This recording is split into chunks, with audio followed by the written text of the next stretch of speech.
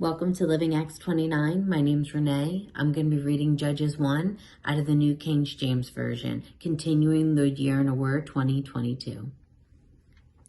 Now after the death of Joshua, it came to pass that the children of Israel asked the Lord, saying, Who shall be first to go up for us against the Canaanites and fight against them? And the Lord said, Judah shall go up. Indeed, I have delivered the land into his hand. So Judah said to Simon, his brother, Come up with me to my allotted territory, that we may fight against the Canaanites, and I will likewise go with you to your allotted territory. And Simon went with him. Then Judah went up, and the Lord delivered the Canaanites and the Perizzites into their hand. And they killed 10,000 men at Bezek. And they found Adonai-Bezek in Bezek, and fought against him. And they defeated the Canaanites and the Perizzites. Then Adonai-Bezek fled, and they pursued him and caught him and cut off his thumbs and big toes. And Adonai-Bezek said, 70 kings with their thumbs and big toes cut off used to gather scraps under my table, and I have done. So God has repaid me.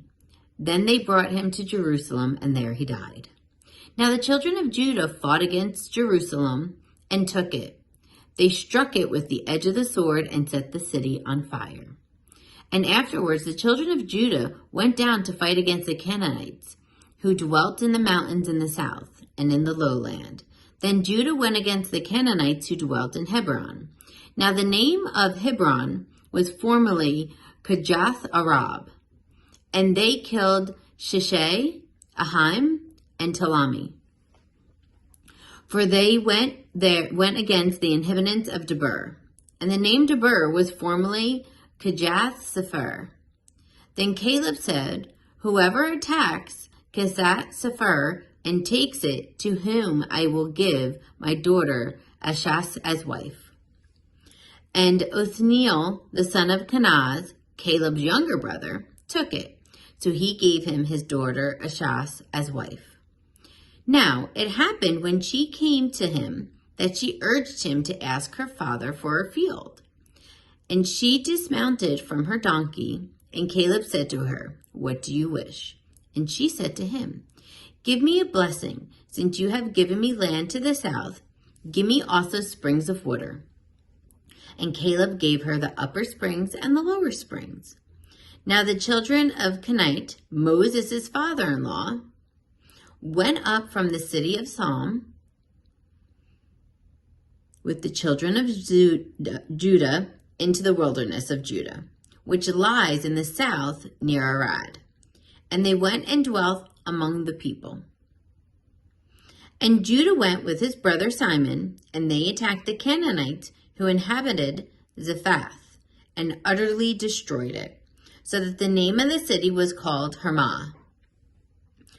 Also, Judah took Gaza with its territory, Ashkelon with its territory, and Ekron with its territory.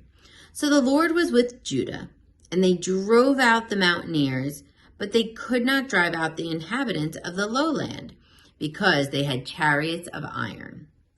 And they gave Hebron and Caleb, as Moses had said.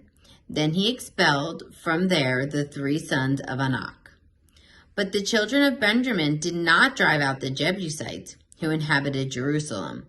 So the Jebusites dwell with the children of Benjamin in Jerusalem to this day. And the house of Joseph also went up against Bethel, and the Lord was with them. So the house of Joseph sent men to spy out Bethel. The name of the city was formerly Luz.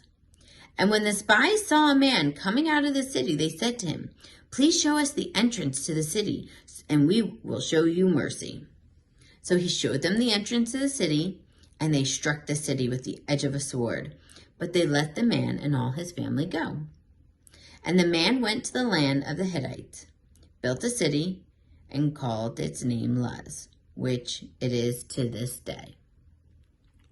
However, Manasseh did not drive out the inhabitants of Beth, Shea and the villages, or Tanakh and its villages, or the inhabitants of Dor and its villages, or the inhabitants of Ablim and its villages, or the inhabitants of Mendigo and its villages, for the Canaanites were determined to dwell in that land. And it came to pass when Israel was strong, but they had put the Canaanites under tribute, but not completely driven them out. Nor did Ephraim drive out the Canaanites who dwell in Gezer. So the Canaanites dwell in Gezer among them. Nor did Zebulun drive out the inhabitants of Keturn, or the inhabitants of Nahala.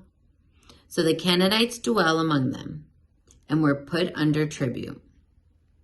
Nor did Asher drive out the inhabitants of Akkah, or the inhabitants of Sidon, or Ahab, or Achazib, or Helbah, or Aphik, or Rehob. So the Asherites dwell among the Canaanites and the inhabitants of the land, for they